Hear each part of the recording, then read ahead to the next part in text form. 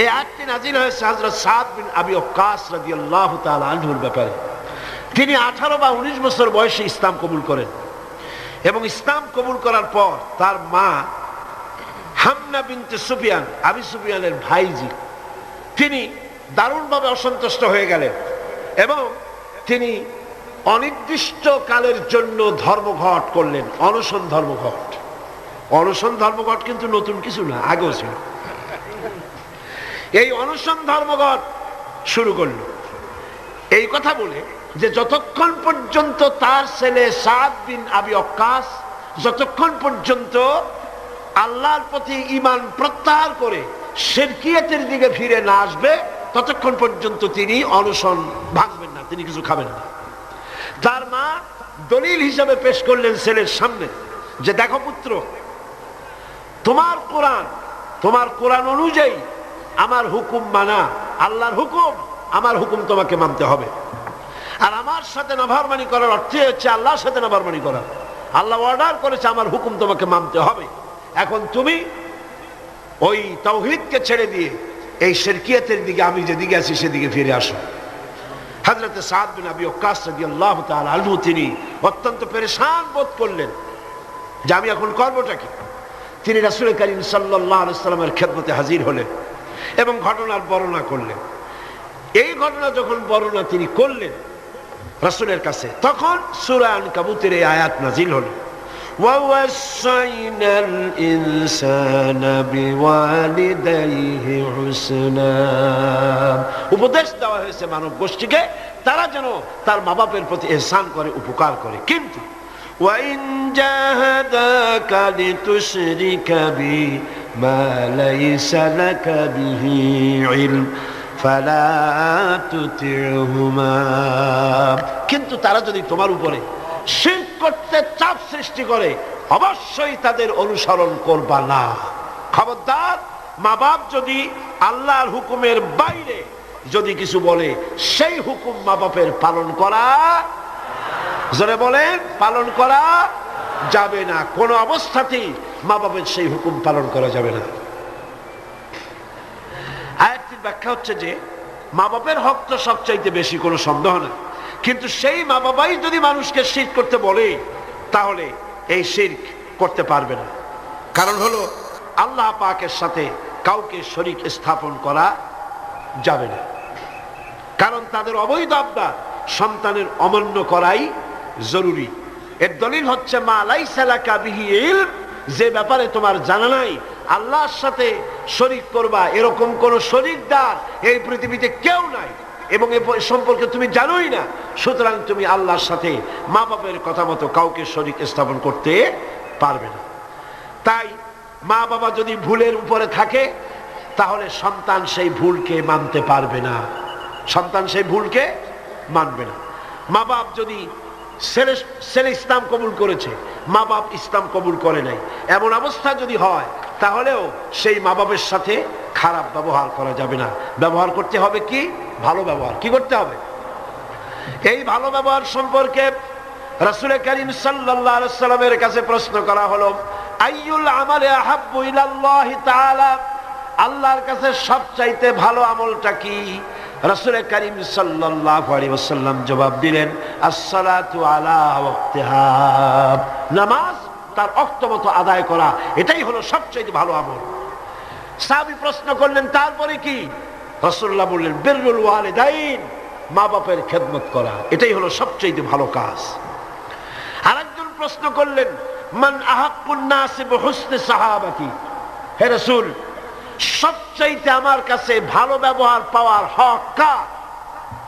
আল্লাহর নবী বলেন, উম্মুক, তোমার মা। সাহাবী প্রশ্ন করলেন, সুম্মা মান, এরপরে কে? রাসূল বললেন, উম্মুক, তোমার মা। তারপরে কে? হুজুর বললেন, তোমার মা। তারপরে কে? হুজুর বললেন, তোমার পিতা। মার মর্যাদা কয় গুণ বাড়লো? কয় গুণ বাড়লো? 3 গুণ বেড়ে গেল। কার চাইতে? বাপের চাইতে মায়ের মর্যাদা কয় গুণ? 3 গুণ বেশি বেড়ে গেল। হযরত আব্দুল্লাহ ইবনে আমর রাদিয়াল্লাহু তাআলা আনহু তিনি বলেছেন, যা রাজুলুন ইলান নবী সাল্লাল্লাহু আলাইহি ওয়াসাল্লাম ফাস্তাযানা লাহু ফিল জিহাদ। তিনি বলছেন যে একজন লোক রাসূলের কাছে আসলেন এবং তিনি অনুমতি চাইলেন জিহাদে যাওয়ার জন্য, যুদ্ধে অংশগ্রহণ করার জন্য। ফাকালা আহাইয়ুন ওয়ালিদাক, রাসূল জিজ্ঞেস করলেন তোমার পিতামাতা কি জীবিত আছেন? তিনি জবাব দিলেন ক্বালা নাম, হ্যাঁ আমার মা বাবা জীবিত আছে। ক্বালা ফাফিহিমা ফাজাহিদ, চলে যাও বাড়ি, মা বাবার খেদমত করো, এটাই তোমার জন্য জিহাদ। জোরে বলেন সুবহানাল্লাহ। হাজমা নামক আরেকজন সাহাবী রাসূল করিম সাল্লাল্লাহু আলাইহি সাল্লামের কাছে উপস্থিত হলেন। তিনি অনুমতি চাইলেন যে রাসূল আমি জিহাদে যেতে চাই, আমি জিহাদে যেতে চাই। হুজুর বললেন আলাকা ওয়ালিদাতুন, তোমার কি মা বেঁচে আছে? তিনি বললেন হ্যাঁ আমার মা জীবিত আছেন। আল্লাহর নবী বললেন ইযহাব ফাকরিমহা ফাইন্নাল জান্নাতা তাহতা রিজলাইহা, আখরাজাহু নাসাই, নাসাই শরীফের হাদিস। রাসূলুল্লাহ বললেন তোমার মা যখন আছে ইযহাব, ফিরে যাও, বাড়ি চলে যাও, ফাকরিমহা, এবং মায়ের সম্মান করো, ইজ্জত করো, মায়ের খেদমত করো, ফাইনাল জান্নাতা তাহতা রিজলাইহা, তোমার জান্নাত তোমার মায়ের দুই পায়ের নিচে। সুবহানাল্লাহ কইতে পারলেন না? পারলেন না জোরে সোরে সুবহানাল্লাহ বলতে? আমি বারবার এই কথা বলেছি আপনাদেরকে, আমরা হচ্ছি পুরুষ, আমাদের পায়ের তলে জুতা, স্যান্ডেল। আমাদের পায়ের তলে কি? জুতা, স্যান্ডেল। আর এই পর্দার আড়ালে যারা বসে আছেন, আমার ঘরে আপনার ঘরে যারা আছেন, আমাদের মা বোনেরা মায়ের জাত। নারীরা হচ্ছে কিসের জাত? নারীরা কিসের জাত? এই মায়ের জাত নারীর পায়ের তলে আল্লাহর জান্নাত। সুবহানাল্লাহ। আল্লাহর নবী মসজিদে নববীর ভিতরে বসে আছেন, সাহাবায়ে কেরামদের নিয়ে। দেখা গেল একজন বুড়ি মেয়ে লোক প্রবেশ করেছেন। বুড়িকে আসতে দেখে নবীজি দাঁড়ায় গেছেন। সোজা কথা মনে করেন? আপনি কি কথাটা সহজ মনে করছেন? বিশ্বনবী, আল্লাহর পরে যার মর্যাদা, একটা বৃদ্ধা মেয়ে লোক দেখে দাঁড়ায় গেছেন তার সম্মানে। মেয়ে লোক এসেছেন, রাসূলুল্লাহ নিজের চাদর মোবারক বিছায় দিলেন।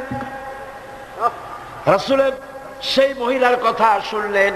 মহিলা বিদায় হওয়ার পর সাহাবায়ে কেরাম বললেন ইয়া রাসূলুল্লাহ, বুঝতে পারলাম না ইনি কে। আল্লাহ নবী নিজের চাদর বিছায়া দেয় এই মহিলাকে। নবীজি বললেন জানো না, আমি আমার মায়ের স্নেহ তেমন কিছু পাই নাই। আমি যখন মায়ের গর্ভে ছিলাম, 6 মাস বয়সের সময় মায়ের পেটে থাকাকালীন বাপের এতিম হয়ে গেছি। এরপরে মা মারা গেছেন। আমি মায়ের দুধ আমার কপালে তেমন হয় নাই, ভাগ্যে হয় নাই। মায়ের কোলে কাকে চড়ে মায়ের স্নেহ আমার কিসমতে তেমন হয় নাই। যার কোলে কাকে চড়ে, যার বুকের দুধ খেয়ে আমি বড় হয়েছি, ইনি আমার সেই দুধ মা হযরতে হালিমাতুস সাদিয়া, আমার দুধ মা। সুবহানাল্লাহ। মায়ের সম্মান ইসলাম এত বেশি দিয়েছে। মায়ের দুধের বদলা ইয়েমেন থেকে একজন হাজী সাহেব আসছেন, মাকে ঘাড়ে নিয়ে তাওয়াফ করতেছে আর গান গাচ্ছে, শের পড়তেছে। মায়ের হক আদায় করে ফেলেছি, মাকে নিয়ে হজ করলাম, মাকে নিয়ে তায়েফ কি বলে মুজদালিফায় গেলাম, মিনায় গেলাম, রমিয়া হাজার করলাম, সাই করলাম, তাওয়াফ করলাম, মাকে গাড়ি নিয়ে সব করেছি। আমার মায়ের হক আমি আদায় করেছি। হযরত আব্দুল্লাহ বিন ওমর রাদিয়াল্লাহু তাআলা আনহুমা ওই লোকের শের শুনে, গান শুনে, এই কথা শুনে তিনি বললেন তুমি কিসের হক আদায় করেছো? তুমি তো তোমার মায়ের একটা আহ শব্দের হক আদায় করতে পারো নাই। তোমার মা কষ্টে পড়ে তোমাকে কোলে নিয়ে, তোমাকে তোমার কষ্টের সময়, বিপদের সময় তোমাকে দুঃখে দেখে, কষ্ট দেখে মুখ থেকে যাও শব্দটা বেড়েছে, সারা জীবন তো সেই হক আদায় করতে পারবে না। হক আদায় করছো, এত বড় কথা কি করে বলতে পারলে? মা বাপের, পিতামাতার আনুগত্যের চূড়ান্ত রূপ বলতে গিয়ে হযরত ইবনে আব্বাস রাদিয়াল্লাহু তাআলা আনহু বলেছেন, ওয়ান ইবনে আব্বাস রাদিয়াল্লাহু তাআলা আনহু আন্নাহু ক্বাল قال رسول الله صلى الله عليه وسلم من أصبح مطيعا لله في والديه أصبح له بابان مفتوحان من الجنة হযরত ইবনে আব্বাস রাদিয়াল্লাহু তাআলা আনহু বলেছেন, আল্লাহ রাসূল বলেছেন, যে ব্যক্তি পিতামাতার সম্পর্কিত আল্লাহর নাজিলকৃত হেদায়েত মেনে নিয়ে সকাল করলো, আল্লাহ রাব্বুল আলামিন তার জন্য জান্নাতের দুইটা দরজা খুলে দেন। আর যদি মা বাপ বেঁচে নাই, দুজনের একজন আছে, তার খেদমত করে তাকে খুশি করে যদি সকাল করে, জান্নাতের একটা দরজা তার জন্য খুলে যায়। ওয়ামান আমসা আসিয়ান লিল্লাহি ফি ওয়ালিদাইহি আসবাহা লাহু বাবানে মাফতুহান মিনান নার। আর যদি মা বাপকে অসন্তুষ্ট করে, আল্লাহ যে হুকুম করেছে সেই হুকুম অনুযায়ী মা বাবার খেদমত না করে, মা বাবার সাথে নাফরমানি করে যে সন্ধ্যা করলো, নবীজি বলেন তার জন্য জাহান্নামের দুইটা দরজা খোলা হয়ে যায়। মা বাবার দুজনের একজন যদি বেঁচে থাকে, তাহলে মা বাবার দুজনের একজন যদি বেঁচে থাকে, তাহলে তাকে যদি অসন্তুষ্ট করা হয়, জাহান্নামের একটা দরজা তার জন্য খোলা হয়ে যায়। সাহাবী প্রশ্ন করলেন, ক্বালা রাজুলুন ওয়া ইন যালামাহু, ক্বালা ওয়া ইন যালামাহু। তিনবার রাসূলুল্লাহ বললেন। ওই ব্যক্তি জিজ্ঞেস করলেন, হুজুর মা বাপ যদি আমার উপরে জুলুম করে? রাসূলুল্লাহ বলেন, জুলুম যদি করেও? তারপরে সে বলছে, যদি আমার উপরে জুলুম করে? হুজুর বলেন, জুলুম যদি করেও? আবার প্রশ্ন করলেন, আমার উপরে মা বাপ যদি জুলুম করে? রাসূলুল্লাহ বলেন, জুলুম যদি করেও খবরদার তুমি মা বাবার সাথে নাফরমানি করবা না। সুবহানাল্লাহ। মা বাবার খেদমত করো, কপাল খুলে যাবে। কি খুলে যাবে? আমার বন্ধুগণ, হযরত ইবনে আব্বাস রাদিয়াল্লাহু তাআলা আনহু আরো বলেন, আন ইবনে আব্বাস রাদিয়াল্লাহু তাআলা আনহু আন্না রাসূলুল্লাহ সাল্লাল্লাহু আলাইহি ওয়াসাল্লাম قال قال من ولد بار ينظره الى والديه نظرة رحمة الا كتب الله بكل نظرة حجة। আল্লাহর নবী বলেন, হযরত ইবনে আব্বাস রাদিয়াল্লাহু তাআলা আনহু বর্ণনা করেছেন, রাসূলুল্লাহ বলেছেন, কেউ যদি তার মা বাপের দিকে যদি মহব্বতের নজরে, ভালোবাসার নজরে যদি তাকায়, তাহলে তার আমলনামায় একটা কবুল হজের সব আল্লাহ পাক আমলনামায় লিখে দিবেন। একজন প্রশ্ন করলেন, যদি এক সাহাবী প্রশ্ন করলেন, ইয়া রাসূলুল্লাহ, যদি কোন সন্তান তার মা বাপের দিকে দৈনিক 100 বার তাকায় তো কি হবে? আল্লাহ নবী বললেন, জেনে রাখো, 100 বার যদি দৈনিক মা বাপের দিকে রহমতের নজরে, ভক্তির নজরে, ভালোবাসার নজরে যদি তাকাও, আল্লাহ পাক তোমার আমলে 100 কবুল হজের সব লিখে দিবে। আল্লাহর ভান্ডে কোনো অভাব নাই। তাই বলে আবার কেউ মনে করেন না যে হজ যখন ফরজ আছে, এত কষ্ট করে টাকা টাকা খরচ না করিয়া মহব্বতের নজরে বাপের দিকে তাকায় থাকে, এতে কিন্তু কাম হবে না। উল্টা পাল্টা চিন্তা করবেন না, চিন্তাটা ঠিক মতো করে। হজ যার উপরে ফরজ হয়েছে, যাই আদায় করতে হবে। এখানে আল্লাহ পাক সওয়াব দিবেন। এই সওয়াবে আপনার হজ যে ফরজ হয়ে আছে, সেই দায়িত্ব কিন্তু আদায় হবে না। আর মা বাবার খেদমত যদি করেন, তাহলে আপনার দুনিয়ার ফায়দাটা কি? রাসূলুল্লাহ বলেছেন, আন আনাস ইবনে মালিক রাদিয়াল্লাহু তাআলা قال قال رسول الله صلى الله عليه وسلم من سره أن يمد له في عمره ويزداد له في رزقه فليبر والديه وليصل رحمه رواه أحمد। আল্লাহ নবী বলেন, হযরত আনাস বিন মালিক রাদিয়াল্লাহু তাআলা আনহু থেকে বর্ণিত, আল্লাহ নবী বলছেন, কেউ যদি দুনিয়ায় তার রিজিক বাড়াতে চায়, সম্মান বাড়াতে চায়, হায়াত বাড়াতে চায়, সে যেন তার মা বাপের খেদমত করে। মা বাপের খেদমত যারা করবে, মা বাপের সম্মান যারা করবে, আল্লাহ পাক তার রিজিকে বরকত দান করে দিবেন। রিজকে কোনোদিন অভাব হবে না। কবরের কাছে গিয়া, মাজারের কাছে গিয়া বলা লাগবে না, ইয়া খাজা মেরা মতলব কো পুরা কর দে, এটা বলা লাগবে না, এটা বলা লাগবে না। আপনার রিজকে বরকত হয়ে যাবে মা বাপ যদি আপনাকে, আপনার জন্য দোয়া করে। এ দোয়া কবুল। মা বাপের দোয়া কি কবুল হয়ে যাবে। সুতরাং রাসূলুল্লাহ বলছেন, আল্লাহ নবী বলছেন, রিজকে বরকত হবে, সম্মান বৃদ্ধিপ্রাপ্ত হবে, অশান্তি হবে না, অসম্মান হবে না। মা বাবার খেদমত করবা, রিজকে কোনো অভাব হবে না। সুবহানাল্লাহ। হযরত আবী হুরায়রা রাদিয়াল্লাহু তাআলা আনহু বলছেন, আন আবী হুরায়রা রাদিয়াল্লাহু তাআলা আনহু আন নবী সাল্লাল্লাহু আলাইহি ওয়াসাল্লাম قال رغم أنفه ثم رغم أنفه ثم رغم أنفه। আল্লাহর নবী বলছেন, তিনবার বললেন, সে ব্যক্তি অপমানিত হোক, সে ব্যক্তি অপমানিত হোক। কোন ব্যক্তি? قيل من يا رسول الله, কোন ব্যক্তি অপমানিত হোক? قال من أدرك والديه عند الكبر أو أحدهما ثم لم يدخل الجنة। ভালো করে শোনেন, আল্লাহর নবী বলেন সেই ব্যক্তি অপমানিত হোক। তিনবার বললেন। প্রশ্ন করা হলো কোন ব্যক্তি? রাসূলুল্লাহ বললেন, মা বাপ দুইজন অথবা একজনকে জীবনে সে পেল আর খেদমত করে আল্লাহর জান্নাত নিজের জন্য ওয়াজিব করে নিতে পারলো না, তার মতো হতভাগ্য আর কেউ নাই। মা বাপ যাদের আছে প্রাণ ভরে তাদের খেদমত করো, তাদের খেদমতে আল্লাহ পাক কিসমত খুলে দেবে। আবু দাউদ শরীফের একটি হাদিস শুনুন। হযরত আব্দুল্লাহ বিন আমর রাদিয়াল্লাহু তাআলা আনহু তিনি বলছেন, এক ব্যক্তি তার মাতা পিতাকে কাঁদায় রেখে রাসূলের সামনে জিহাদে যাওয়ার জন্য উপস্থিত হয়েছেন, মা বাপকে ক্রন্দনরত অবস্থায় রেখে। রাসূলুল্লাহর কাছে খবর এলো এই যুবক জিহাদে যাওয়ার জন্য আসছে আর তার মা বাপ কাঁদতেছে। রাসূলুল্লাহ বললেন, ফিরে যাও, মা বাপকে যেভাবে কান্দায় আসছো ওইভাবে খুশি করে তারপরে আসো, মা বাপকে অখুশি রেখে জিহাদে যাইও না। সুবহানাল্লাহ। মা বাপের খেদমত করো, তাদেরকে খুশি করো। অন্য হাদিসে এসেছে রাসূল কারীম সাল্লাল্লাহু আলাইহি ওয়াসাল্লামের খেদমতে একজন হাজির হয়ে অভিযোগ করলো। একজন হাজির হয়ে সে অভিযোগ করছে, হে রাসূল, আমার মা খুব বদমেজাজের মেয়ে লোক। কে বলছে?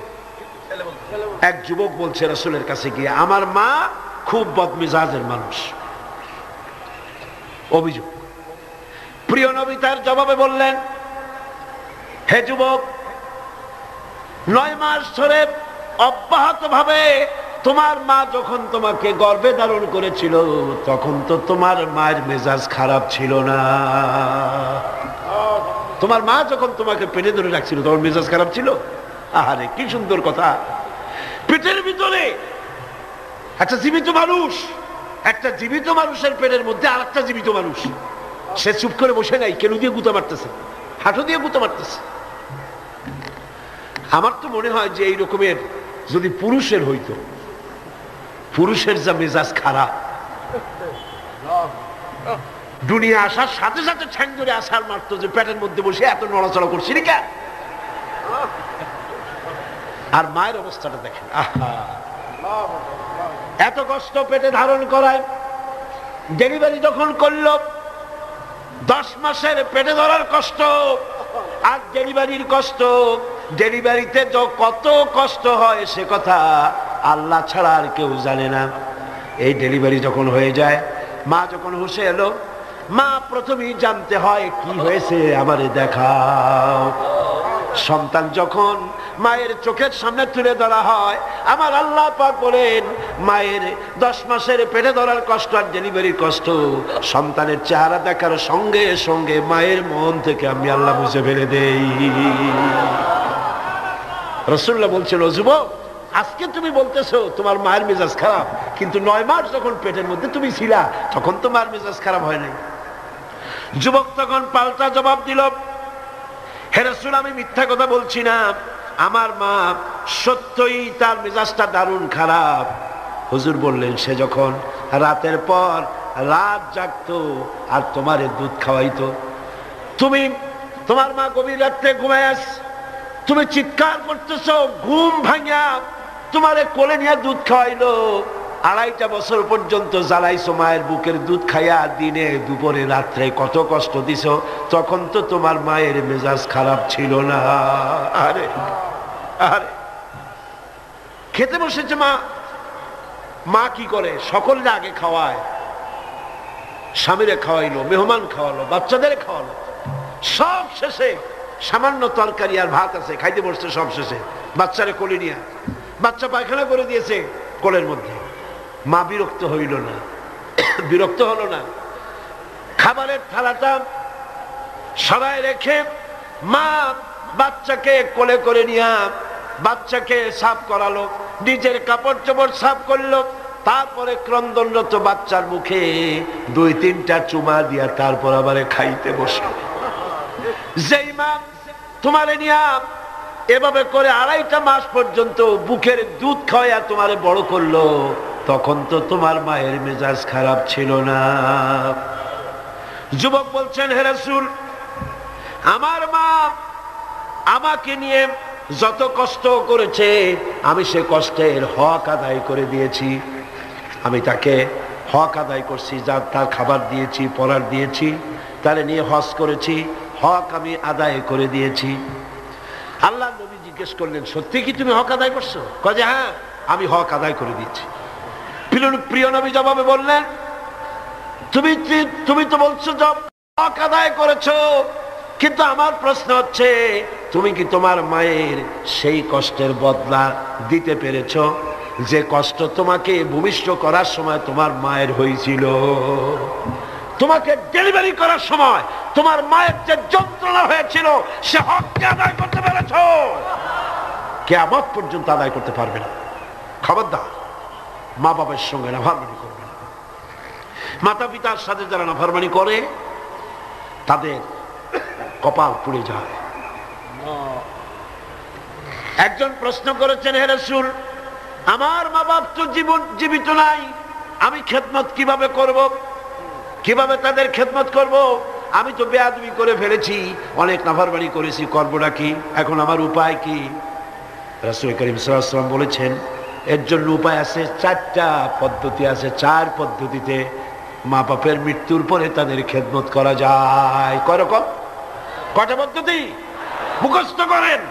মা বাপের সাথে যারা নাফরমানি করেছেন অথবা করেন নাই, মা বাপ মরে গেছে, এখনো আপনার দায়িত্ব আছে। কয়টা? 4টা। খিসালুন আরবা, 4টা পদ্ধতি আছে। আদ-দুআউ লাহুমা ওয়াল ইস্তিগফারু লাহুমা ওয়াল ইনফাযু আহাদিহিমা ওয়া ইকরামু সাদীকিহিমা। 4টা পদ্ধতিতে মৃত্যু মা বাপের খেদমত আপনি করতে পারেন। 1 নম্বরে হলো তাদের জন্য দোয়া করেন, সূরা ফাতিহা পড়েন, সূরা ইখলাস পড়েন। 3 বার সূরা ইখলাস পড়বেন, 1 বার কোরআন শরীফ খতম করার সওয়াব হয়ে যাবে। 1 বার সূরা ইয়াসিন পড়বেন, 10 বার কোরআন শরীফ খতম করার সওয়াব আমলনামায় লাগা হয়ে যাবে।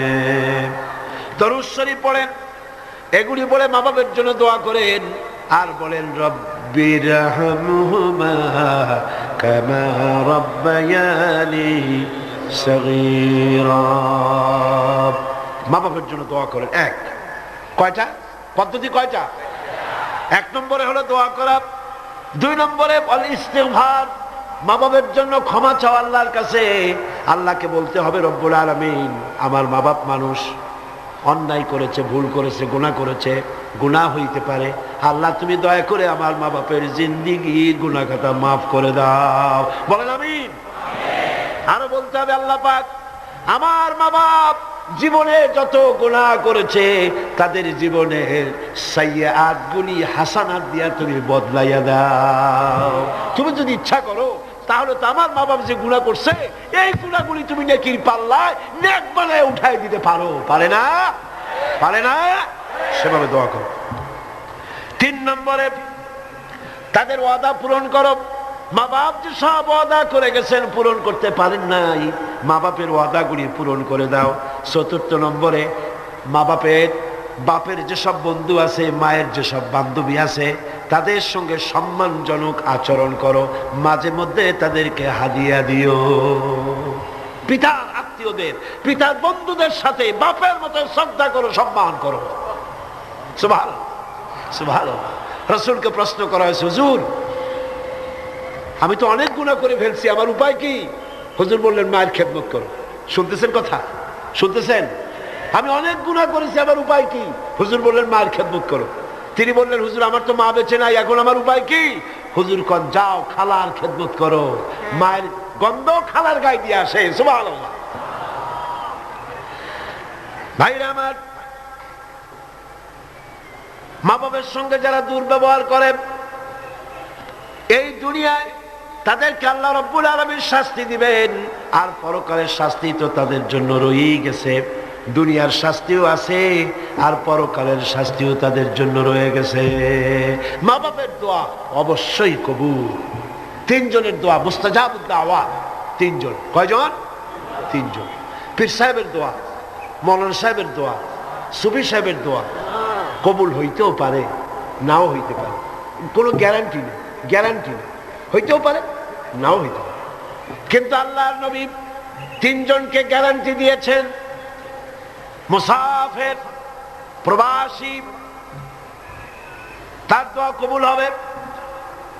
যেমন পাকিস্তান থেকে জামে আশরাফিয়ার মুহতামিম হযরত মাওলানা ফজলুর রহিম সাহেব এখানে উপস্থিত হয়েছেন, কসরের নামাজ পড়ছেন। প্রবাসী মুসাফির, মুসাফিরের দোয়া কবুল হবে, বলেন সুবহানাল্লাহ। আবার মাজলুম ব্যক্তি, অত্যাচারিত ব্যক্তি যদি দোয়া করে আল্লাহ পাক তার দোয়া মঞ্জুর করে নেবেন। আর মা বাপ যদি সন্তানের জন্য দোয়া করে অবশ্যই সেই দোয়া কবুল হয়ে যাবে। অবশ্যই মা বাপের দোয়া কবুল, কোনো সন্দেহ নাই। লা শাক্কা ফি ওয়ালা রাইবা ফি। মা বাপ দোয়া করলে কবুল হবেই হবে। সুবহানাল্লাহ। এখন এই আয়াতের শেষ দিকে আল্লাহ পাক বলছেন ফালা তুতিউহুমা ওয়া সাহিবুহুমা ফিদ দুনিয়া মারুফা। মা বাপ যদি মুশরিক হয়, মুশরিকা হয়, তাহলে তাদের সাথে আচরণটা কিন্তু খারাপ করা যাবে না। কথা বুঝতে পেরেছেন? আচরণ খারাপ করা যাবে না, আচরণ ভালো করতে পারো, ভালো হতে হবে। সদাচার করো, সদাচরণ করো। মা বাপ যদি অমুসলিম হয়, গুনাহগার হয়, এমনকি মা যদি বেশ্যা হয়, তোমার কাছে মা মাই। খবরদার মায়ের সাথে নাফরমানি করতে পারবে না। কথা বুঝে আসছে? মাথায় ঢুকতেছে? মাথায় ঢুকতেছে? এবার দেখুন হযরত আসমা বিনতে আবি বকর রাদিয়াল্লাহু তাআলা আনহা, তিনি বলছেন আন আসমা বিনতে আবি বকর রাদিয়াল্লাহু তাআলা আনহা قالت قدمت علي أمي وهي مشركة في عهد رسول الله صلى الله عليه وسلم। রাসূলুল্লাহর যুগে আমার মা মুশরিক অবস্থায় আমার বাড়ি আসলো। আমি প্রশ্ন করলাম, হে রাসূল, হে রাসূল, আমার মা আমার বাড়িতে আসছে, আমি কি তার সঙ্গে আত্মীয় জনিত ব্যবহার করব নাকি? আমার মা হিসাবে তার সাথে আমি সেরকম ব্যবহার করব নাকি? অথচ তিনি হচ্ছেন, তিনি ইসলামের প্রতি বেজার, আপনার প্রতি নাখোশ, আল্লাহর প্রতি নাখোশ। ইসলাম তিনি ভালোবাসেন না। আমার বাড়ি আসছে, আমি তার মেয়ে, আমি এখন তার খেদমত করা বা তার প্রতি ভালো ব্যবহার করা আমার জন্য কি রকম হবে আপনি বলেন? নবীজি বললেন, অবশ্যই তুমি তোমার মায়ের সাথে সম্মানজনক, আত্মীয়তাজনক, মায়ের সাথে সন্তান যেমন ব্যবহার করে সেই ব্যবহার করা লাগবে। মা মুশরিকা হতে পারে, ব্যবহার পাবে সে সন্তান যে ব্যবহার করা উচিত সেই ব্যবহারই পাবে। এই জন্য যাদের মা এবং পিতা মুশরিক বা মুশরিকা, তাদের জন্য সন্তান কেঁদে কেঁদে আল্লাহর কাছে দোয়া করবে। তোমার মা যদি বেনামাজি হয়, তোমার বাপ যদি বেনামাজি হয়, তাহলে তাদের নসিহত করতে গিয়া আঙ্গুল উঁচু করে, চোখ রাঙাইয়া, মাথায় ধমক দিয়া, ধমকের সুখে সুরে মা বাপকে কথা বলতে পারবা না। পায়ে ধরে বলো মাকে, পিতাকে পায়ে ধরে বলো, বাবা, হে আমার মা বাবা, নামাজ পড়ছেন না, এটা জাহান্নামের রাস্তা, অনুগ্রহ করে নামাজ পড়ুন। ধমক দেওয়া যাবে না। সুবহানাল্লাহ। আমার বন্ধুগণ, মা বাপের জন্য কেঁদে কেঁদে দোয়া করতে হবে। যাদের মা বাপ এরকম, ইসলাম সহ্য করতে পারে না, আল্লাহ সহ্য করতে পারে না, রাসূল সহ্য করতে পারে না, এটা তো সেই যুগে ছিল, কিন্তু বর্তমান যুগেও আছে না? নাই আছে কিনা? এই মাহফিলও বহুত মহিলা এভাবে চিঠি আমাকে লিখেছেন, মাহফিলে আসে কিন্তু স্বামী তা বরদাস্ত করতে পারে না, কিন্তু সিনেমায় গেলে কোনো খারাপ কিছু বলে টলে না, সেখানে যাও, মাহফিলে যাও। ছেলে ইসলামী ছাত্র শিবির করে, অসহ্য, টাকা বন্ধ করে দাও, লেখাপড়া বন্ধ করে দাও, সহ্য হয় না। ইসলামী ছাত্রী সংস্থা করে, মৌলবাদী হয়ে গেছে, পয়সা দেয় না, খাবার দেয়। হায় রে কপাল পোড়া বাপ, তোমার তো চিন্তা করা উচিত, তোমার ছেলে সে তো কমিউনিস্ট আন্দোলন করে না, তোমার ছেলে তো সিনেমায় যায় না, তোমার ছেলে তো girls high school, girls college ছুটির সময় এতিমের মতো মেয়েদের দিকে তাকায় থাকে না, তোমার ছেলে মাস্তানি করে না, চাঁদাবাজি করে না, ইসলামী ছাত্র শিবির করে, ইসলামী ছাত্রী সংস্থা করে, পবিত্র সংগঠন করে। তুমি তো সেজদা দিয়ে কাঁদবা, আল্লাহ আমার ছেলে ভালো কাজ করতেছে। ঠিক কিনা? জোরে বলেন ঠিক কিনা? আমার বন্ধুগণ, মা বাবার জন্য দোয়া করতে হবে, মা বাবার জন্য দোয়া করতে হবে। রব্বির হামহুমা কামা রাব্বায়ানি সগীরা। খুব মিষ্টি করে ভালো করে পড়েন, রব্বির হামহুমা কামা রাব্বায়ানি সগীরা। হযরতে আবু হুরায়রা রাদিয়াল্লাহু তাআলা আনহু ইসলাম গ্রহণ করার পর দীর্ঘদিন যাবত তার মা ইসলাম কবুল করেন নাই, বরং আবু হুরায়রা রাদিয়াল্লাহু তাআলা আনহুকে বড় জ্বালাইছে। তিনি মায়ের পায়ে পড়েছেন, বহু অনুরোধ করেছেন, কোনো কিছুতে কাজ হয়নি। একদিন তিনি অনেক রাত করে বাড়িতে ফিরেছেন, মা তাকে প্রশ্ন করলেন, এত রাত কোথায় ছিলি? তিনি বললেন, আমি ছিলাম রাসূল করিম সাল্লাল্লাহু আলাইহি সাল্লামের কাছে। শোনা মাত্র মা তাকে খুব করে মারলেন, গলা ধাক্কা দিয়ে বাড়ি থেকে বের করে দিলেন। তিনি রাসূলুল্লাহর খেদমতে এসে কাঁদতে লাগলেন। আল্লাহর নবী বলেন, আবু হুরায়রা কাঁদো কেন? হযরত আবু হুরায়রা বললেন, ইয়া রাসূলুল্লাহ, মা আমাকে মেরেছে। বললেন, মারলো কেন? তিনি বললেন, ঘটনা শোনালেন, আপনার কাছ থেকে দেরি করে যাওয়ার কারণে আপনার নাম শুনে সহ্য করতে না পেরে আমাকে মারছে। হুজুর বলেন, আবু হুরায়রা, মা তোমাকে মেরেছে, এখানে আমার কিছু করার নাই, আমি এখানে দখলান্দাজ করতে পারবো না, আমি এখানে কোনো ইন্টারফেয়ার করতে পারবো না, মা মারছে, আমি কি করবো? সুবহানাল্লাহ। ভাইরা আমার, হযরত আবু হুরায়রা বলেন, ইয়া রাসূলুল্লাহ, মায়ের বিরুদ্ধে নালিশ করার জন্য তো আমি আপনার কাছে আসি নাই। বললেন, কেন এসছো?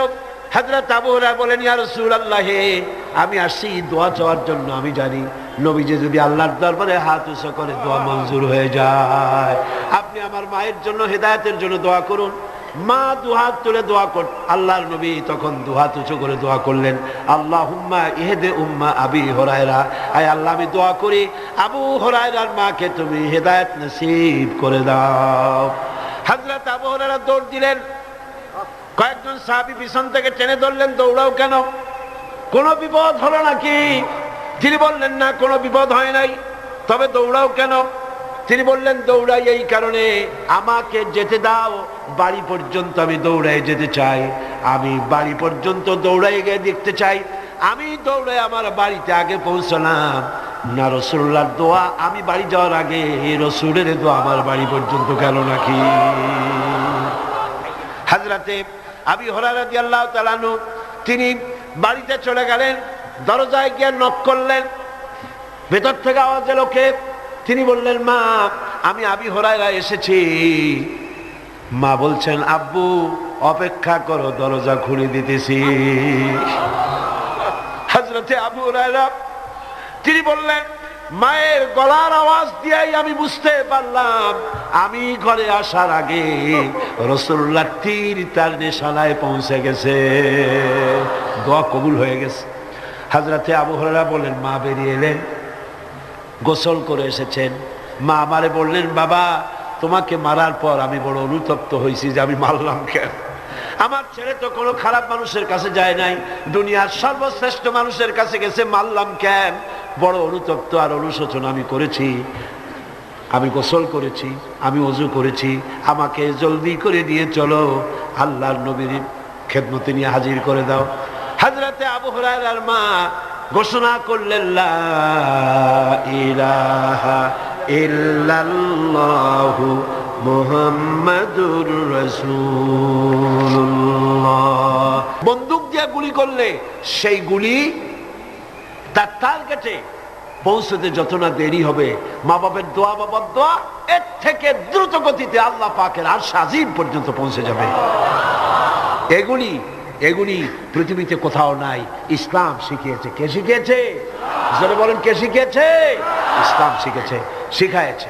পাশ্চাত্যে যায় দেখেন, কিসের মা কিসের বাবা, মা বাবার কোনো খোঁজ খবর নাই। মা বাবা যখন বুড়ো হয়ে যায়, আমি ইংল্যান্ড এবং আমেরিকায় দেখেছি, ওদের জন্য ওল্ড পিপল সেন্টার করা হয়।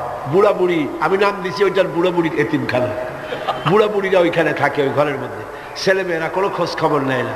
25শে ডিসেম্বর তারিখে প্রতি বছর একখানা কার্ড ছেলে তার বাপের নামে পাঠায়, মায়ের নামে পাঠায়। বাবা ওই কার্ডখানা নিয়ে তারপরে বন্ধুদের দেখায়, আমার ছেলে আমাকে মনে করছে। সারা বছর খোঁজ নাই। এরপরে যখন মরে 2-3 দিন পর্যন্ত মদের বোতল, দুধের বোতল, খবরের কাগজ ভিতরে কেউ নেয় না, দরজার কাছে পড়ে আছে। কারণ কি? পুলিশে এসে দরজা খুলিয়া দেখে ভিতরে বুড়া মরে পড়ে আছে, কেউ নাই, ছেলেও নাই, মেয়েও নাই, দেখারও কেউ নাই। এই হলো পাশ্চাত্যের অবস্থা। আর ইসলাম কি নিয়ামত! সুবহানাল্লাহ, ইসলাম বিরাট নিয়ামত। মা বাবার সম্মান করতে শিখিয়েছে, সেখানে সম্মান নাই। সন্তানের কাছে সম্মান হবে কি করে? সন্তান তার মায়ের প্রতি যে আকৃষ্ট হবে কিসের মাধ্যমে? দুধ খাওয়াবার মাধ্যমে। আমার দেশে পাশ্চাত্যের আবহাওয়া লেগে গিয়েছে, বহুত মা তার সন্তানকে দুধ খাওয়ায় না। কৌটার দুধ খাওয়ায়, টিনের দুধ খাওয়ায়, নিজের শরীর ভালো রাখার জন্য টিনের দুধ খাওয়ায়। তো সন্তানের মহব্বত ওই টিনের দিকে, বোতলের দিকে বেশি হবে, মায়ের দিকে হবে না। দুধ হচ্ছে একটা ফ্লো, একটা ফ্লো। মায়েরা, আমার মা বোনেরা যারা আসছেন শোনেন, ব্রেস্ট ক্যান্সার যে হয়, মায়ের মেয়ে লোকদের যে ব্রেস্ট ক্যান্সার হয়, চিকিৎসা বিজ্ঞানীরা বলেছেন ব্রেস্ট ক্যান্সার হওয়ার জন্য সবচাইতে বড় কারণ সন্তানকে দুধ না খাওয়ানো। এটা হলো আরেকটা কারণ আছে, সেটা আমি বললাম না, ডাক্তারদের কাছ থেকে জেনে নেবেন। এটা হলো সবচাইতে বড় কারণ, সন্তানকে দুধ না খাওয়ানো। এই ফ্লোটা, এই স্বাভাবিক ফ্লো আপনি বন্ধ করে রাখছেন, সন্তানকে খাওয়াচ্ছেন না। ব্রেস্ট ক্যান্সার যদি হয়, অপারেশন করে শরীরের যে সৌন্দর্য রক্ষা করতে চাইছিলেন, 12 আনাই 16 আনাই শেষ হয়ে যাবে। এই দুধ, মায়ের বুকের দুধ সন্তানের জন্য শুধু খাদ্য নয়, এর মধ্যে রয়েছে মেডিসিন। এর মধ্যে রয়েছে কি? মেডিসিন। সন্তান ছিল ফি কারারিন মাকিন, মায়ের পেটের মধ্যে একটা সুরক্ষিত জায়গায়, কোন রোগের জান সেখানে পৌঁছতে পারে না, এরকম একটা জায়গায় ছিল। পৃথিবীতে আসলো, এখানে আছে পলিউশন, এখানে আছে নানান রকমের রোগ, কি জীবাণু, এগুলি রয়েছে। সুতরাং তার কচি চামড়ার লোমকূপের মধ্য দিয়া এই রোগগুলি ঢুকে যেতে পারে। এই রোগ থেকে শরীরকে বাঁচাবার মতো রেজিস্ট্যান্স, স্ট্যামিনা, শক্তি তার মধ্যে নাই। এই জন্য আল্লাহ কি করলেন? অ্যান্টিবায়োটিক ওষুধও সহ্য হবে না, রোগ থেকেও তার বাঁচানো যাবে না। সেই জন্য রব্বুল আলামিন মায়ের বুকে যে দুধ দিয়েছেন, প্রথম যে শাল দুধ যেটাকে বলা হয়, এই দুধটাকে আল্লাহ পাক খাদ্য আর রোগের প্রতিষেধক ঔষধ হিসাবে আল্লাহ দিয়ে দিয়েছেন। সন্তানকে দুধ খাওয়াও, সন্তানের মহব্বত তোমার প্রতি বাড়তেই থাকবে। সুবহানাল্লাহ, সুবহানাল্লাহ। পাশ্চাত্যে এই মহব্বত নাই। পাশ্চাত্যে আমি নিজের চোখে প্রত্যেক বছর দাওয়াত হয়তো দেখি, খালি গুড়ি না, চোখ দিয়ে তাকায়ও দেখি কোথায় কি হয়। মেয়ে লোকগুলি তাদের বাচ্চা পুশ চেয়ার, হুইলওয়ালা চেয়ার আছে, সেই চেয়ারে বাচ্চাটা ঠেলতে ঠেলতে নিয়ে যায় মার্কেটিং করতে, আর কুত্তার বাচ্চাটা কোলে নিয়ে হাঁটে। নিজের ছেলে কান্দে, তাতে কিছু আসে যায় না, কুত্তারে কোলে নিয়ে, কুত্তারে চুমা দিয়া তারপরে নিয়ে যায়। যে কুকুরের যে যত্ন আছে, শিশুর সেই যত্ন পাশ্চাত্যে নাই। অথচ শিশুর মর্যাদা আল্লাহ দিয়েছেন, শিশুর হক, মায়ের দুধ তাকে খেতে দিতে হবে। এ দায়িত্ব দিয়েছে আল্লাহ পাক, এক হক আদায় করার জন্য মাকে দায়িত্ব দিয়েছে।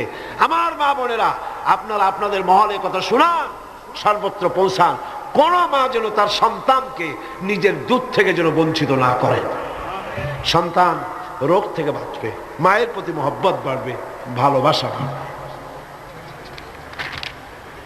এভাবে আল্লাহ পাক বলছেন, তোমার উপরে যদি এই মা বাবার খেদমত তো তুমি করবাই, কিন্তু মা বাবা যদি অন্যায় করতে বলে, শিরক করতে বলে, গুনার কাজ করতে বলে, অবশ্যই তুমি সেই গুনার কাজ করবা না।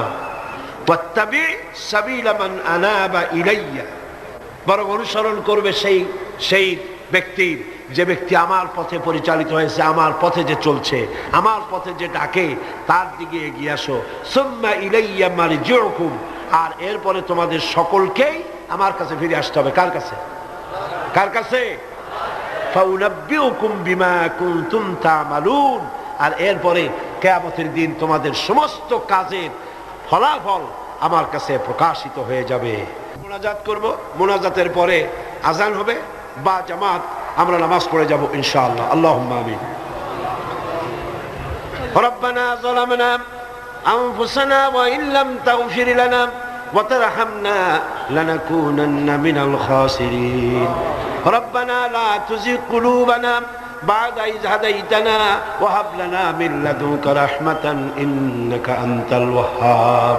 হে আল্লাহ তাআলা, লক্ষ লক্ষ মুসলমান নরনারী দীর্ঘক্ষণ ধরে তোমার কোরআনের কথা আমরা শুনেছি।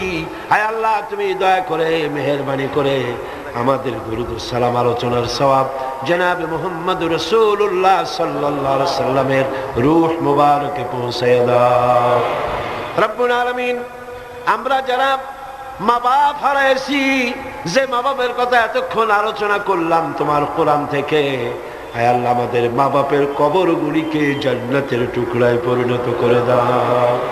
রব্বির হামহুমা কামা রব্বায়ানি সগীরা। সবাই পড়েন, রব্বির হামহুমা কামা রব্বায়ানি সগীরা। আয় আল্লাহ তাআলা, সারা জীবন যত গুনাহ করেছি, আল্লাহ তুমি আমাদের গুনাহগাতা মাফ করে দাও। আল্লাহ, এই তাফসীরুল কোরআন মাহফিল কিয়ামত পর্যন্ত কবুল করে নাও।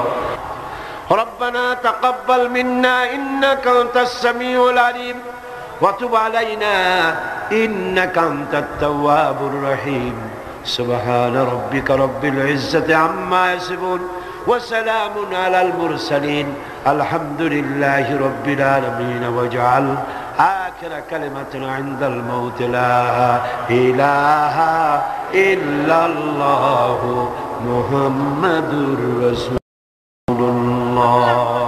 আসসালামু আলাইকুম ওয়া রাহমাতুল্লাহ। আমরা আলোচনা শুরু করি, পড়েন আমার সাথে। আউযু বিল্লাহি মিনাশ শাইতানির রাজীম বিসমিল্লাহির রাহমানির রহিম। বিতাড়িত মরদুদ শয়তানের ওয়াসওয়াসা থেকে আল্লাহর কাছে পানাহ চাচ্ছি। আল্লাহ রাব্বুল আলামিন এখানে বলছেন, ওয়াসাইনাল ইনসানা বিওয়ালিদাইহি।